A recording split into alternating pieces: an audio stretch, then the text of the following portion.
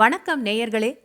பார்த்தேன், ரசித்தேன், படித்தேனுக்கு உங்களை அன்புடன் வரவேற்பது சுதா ஆழ்வான்.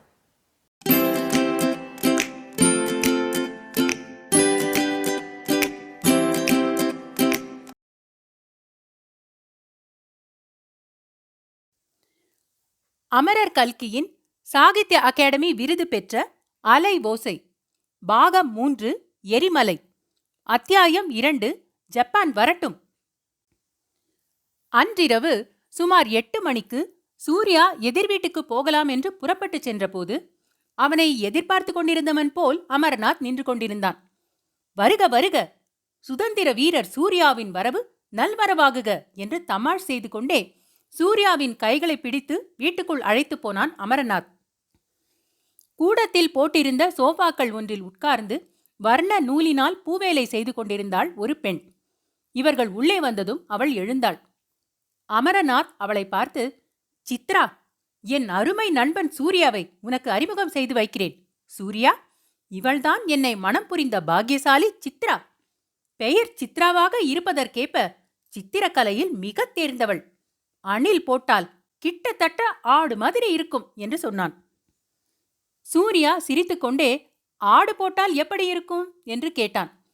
சித்திரா பளிச்சென்று, ஆடு போட்டால் அமரநாத் மாதிரி இருக்கும் என்று கூறினாள். பார்த்தாயா சூர்யா, இதிலிருந்து என்ன ஏற்படுகிறது? இந்த மாதரசியின் இதய கமலத்தில் எப்போதும் எழுந்தருளி இருப்பது இந்த அமரநாத் என்று தெரிகிறதல்லவா? ஆஹா, என்னை போன்ற பாக்கியசாலி யார் என்றான் அமரநாத். குடியிருக்க வீடு கிடைப்பதுதான் இந்த காலத்தில் கஷ்டமாயிருக்கிறதே. ஒருவருடைய இதய கமலத்தில் இன்னொருவர் குடியிருக்கிறது என்று வைத்துக் கொண்டால் எவ்வளவோ சௌகரியமாயிருக்கும் என்றாள் சித்ரா. இந்த தம்பதிகளின் அந்யோன்ய உல்லாச பேச்சை கேட்ட சூர்யா, புருஷன் மனைவி என்று இருந்தால் இப்படியல்லவா இருக்க வேண்டும் என்று எண்ணிக்கொண்டான். வெளிப்படையாக, அமரநாத், உங்கள் மனைவியை பற்றி லலிதா வர்ணித்திருந்ததெல்லாம் சரிதான் என்று சொன்னான். லலிதா என்பது யார் என்று சித்ரா ஒரு கேள்வி போட்டாள்.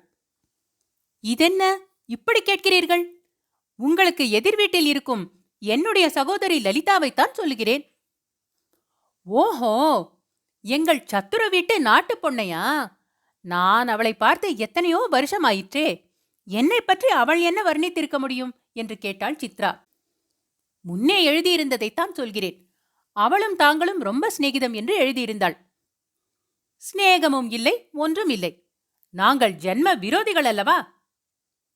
இதற்குள் அமரநாத், சூர்யா, முனிசிபல் எலெக்ஷன் விஷயமாக இந்த 2 வீட்டுக்கும் கொஞ்சம் மனஸ்தாபம் ஏற்பட்டதல்லவா? அது விஷயத்தில் இவளுக்கு ரொம்ப கோபம்.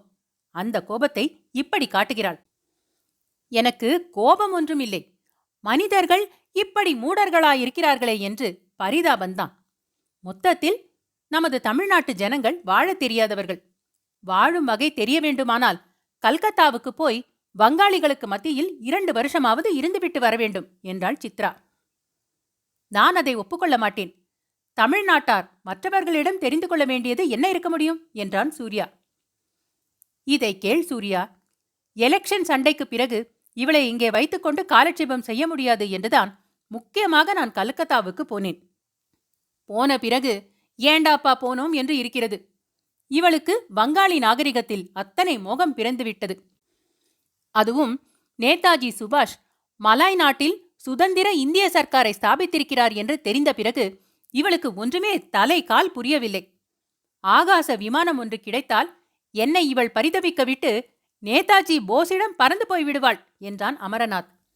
இந்த சமயத்தில் வாசலில் ஆள்வரும் சத்தம் கேட்கவே சித்ரா, மாமனார் வருகிறார் போல் இருக்கிறது என்று சொல்லிக்கொண்டே எழுந்து மச்சுப்படி ஏறத் தொடங்கினாள். நாளை ஆண்டு நிறைவுக்கு உங்களை வந்து லலிதா அழைப்பாள். அவசியம் வரவேண்டும் என்றான் சூர்யா. தாமோதரம் பிள்ளை உள்ளே வந்ததும் இளைஞர்கள் இருவரும் எழுந்து நின்றார்கள். அப்பா, யார் பார்த்தீர்களா? அடையாளம் தெரிகிறதா என்று அமரநாத் கேட்டான். ஓஹோ, நம்ம சூர்யா போலிருக்கிறதே. ஒருவேளை தவறாய் சொல்கிறேனோ? கண் அவ்வளவு துல்லியமாக இல்லை, வயதாகிவிட்டதல்லவா என்றார் தாமோதரம் பிள்ளை. சூர்யாதான் அப்பா, சூர்யாவேதான் என்றான் அமரநாத். நமஸ்காரம் என்றான் சூர்யா.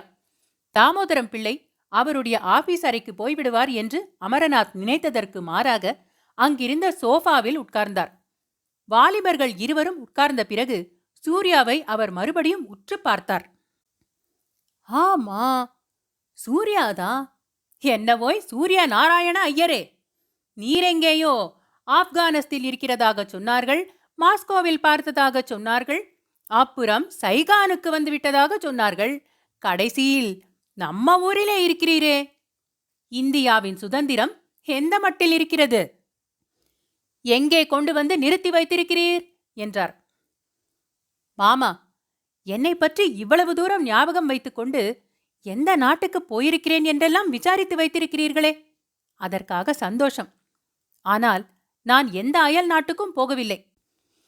இந்தியாவின் சுதந்திரம் இந்தியாவிலேயேதான் இருக்கிறது. இந்தியாவின் சுதந்திரத்துக்காக ஆப்கானிஸ்தானத்துக்கு ஏன் போக வேண்டும் என்றான் சூர்யா. அப்படி சொல்லாதேயும். ஓய் சூர்யா நாராயண ஐயரே, நேதாஜி போஸ் மலாய் நாட்டிலேதானே சுதந்திர இந்திய சர்க்காரை ஸ்தாபித்திருக்கிறாராம். அப்புறம் ஜெயப்பிரகாச நாராயணன் நேபாளத்திலோ திபெத்திலோ இந்தியாவின் சுதந்திரத்தை ஸ்தாபித்திருப்பதாக சொல்கிறார்கள். அதெல்லாம் பொய்யா? உண்மையில் இந்தியாவின் சுதந்திரம் ஆமத் நகர் சிறைச்சாலையில் காந்தி, மகாத்மா, நேருஜி முதலிய தலைவர்களால் ஸ்தாபிக்கப்பட்டு வருகிறது என்றான் அமரநாத். சூரிய நாராயண ஐயரே, அமரநாத் சொல்வதை நீர் ஒத்துக்கொள்கிறீரா என்றார் தாமோதரம் பிள்ளை.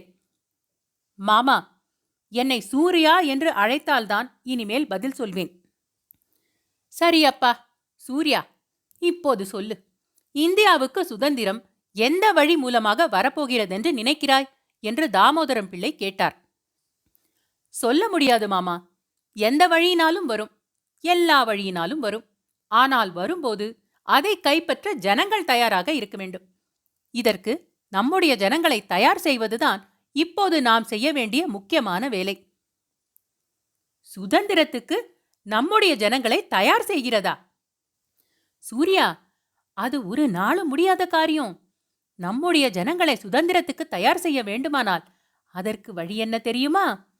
ஜப்பான்காரன் படையெடுத்து வந்து இந்தியாவை பிடித்து ஒரு 10 வருஷமாவது ஆட்சி நடத்த வேண்டும். நம்ம ஜனங்களுக்கு ஜப்பான்காரன் தான் சரி.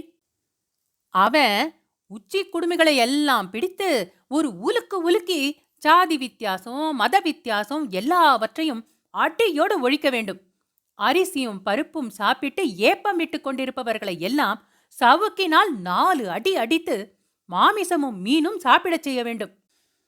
10 வருஷம் இப்படி ஜப்பானிய ஆட்சியிலே இருந்தா இந்தியா சுதந்திரத்துக்கு லாயக்காகும். என்ன சொல்கிறாய் சூர்யா? நான் அதை ஒப்பவில்லை. ஜப்பான் ஆட்சியில் 10 வருஷம் இருந்தால் அதற்கு பிறகு இன்னும் 140 வருஷம் ஜப்பான் ஆட்சியிலே இருக்க நேரிடும். ஆனால் ஜப்பானியர்கள் அவ்வளவு மூடர்கள் என நான் நினைக்கவில்லை. இந்தியாவை தாங்கள் ஜெயிப்பதற்கு பதிலாக நேதாஜி சுபாஷ் போஸுக்கு உதவி செய்து அவரை கொண்டு இந்தியாவின் சுதந்திரத்தை நிலைநாட்டவே பார்ப்பார்கள்.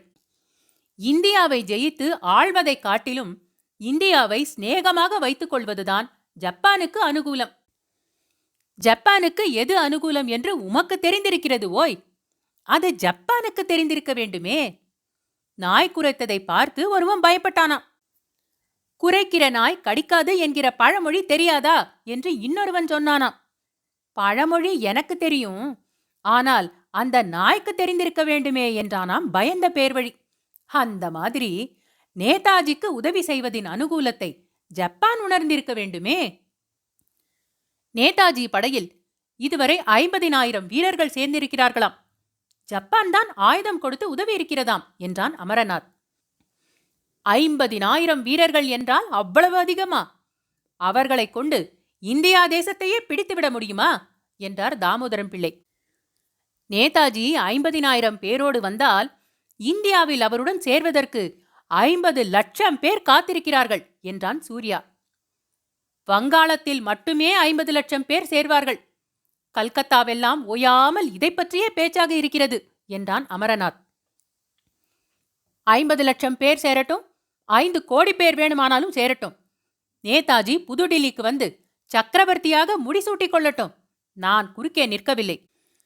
ஆனால் அரசனை நம்பி புருஷனை கைவிடுகிற காரியம் மட்டும் உதவாது.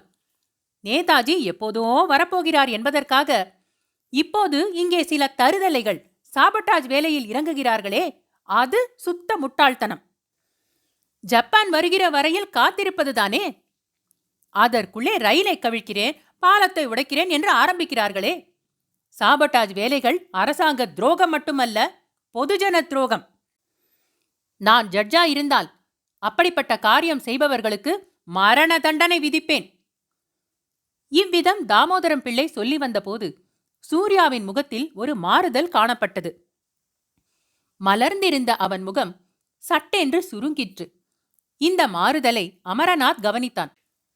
அமரநாத் கவனித்தான் என்பதை சூர்யாவும் தெரிந்து கொண்டான். தெரிந்து கொண்டதும் அமரநாத்தின் முகத்தை ஏறிட்டு பார்த்தான். சூர்யாவின் கண்கள் ஏதோ ஒரு உறுதியை அமரநாத்தினிடம் எதிர்பார்த்ததாக தோன்றியது. அமரநாத்தின் கண்கள் அந்த உறுதியை சூர்யாவுக்கு அளித்தன. அத்தியாயம் 2 ஜப்பான் வரட்டும் நிறைவுற்றது. அன்பான நேயர்களே, இது போன்ற மேலும் சுவையான கதைகள் மற்றும் கட்டுரைகள் கேட்க பார்த்தேன், ரசித்தேன், படித்தேன் எங்கள் சேனலுக்கு சப்ஸ்கிரைப் செய்யுங்கள். பொன்னியின் செல்வன், சிவகாமியின் சபதம், பார்த்திபன் கனவு போன்றவை பிளேலிஸ்டுகளாக வரிசைப்படுத்தப்பட்டிருக்கின்றன. ஏனைய பிற கதைகளையும் நீங்கள் கேட்டு மகிழலாம். தமிழ் கதைகள் கேட்க ஆர்வம் உள்ள உங்கள் குடும்பத்தார் மற்றும் நண்பர்களிடம் பகிருங்கள். மிக்க நன்றி.